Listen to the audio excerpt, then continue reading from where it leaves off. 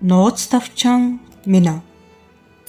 Монголын зохиолчдын эвлэн гишүүн, яруу найрагч Хорлолживын инх төр.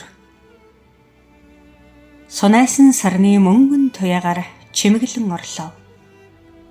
Суналцлал хатрах хөлгүүдийнхэн тоосоор хөвөөлж чимглэв.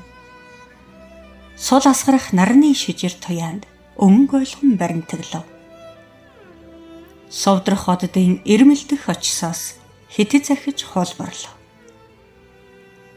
Есүхэн алдалсан нумнаас хөөрч ниссэн сум. ертөнцийн бөөрөнд тамгад арж Монгол гэж тунхаглав. Нар дэлгсэн талыг хэлсэн Монгол гэрийн бөр.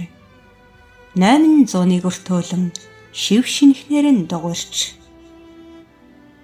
Нартыг тойрсон этэн готлынхан зулган цайрсан. Майхан хөлн ертөнцийн тэнхлэг мэт дугуйрах. Морном хоёр тогон байхад хэлгэнсэн барс сүрдсэн. Мал хил хоёрон өмгөөлөн амин тавьсан өвгдий минь. Зураас татаад ацэг гэж нэрлээгүй бичгийн хураангуй. Зулын гэрлэгч дальж яахгүй хөнгөн биерийн урлаг.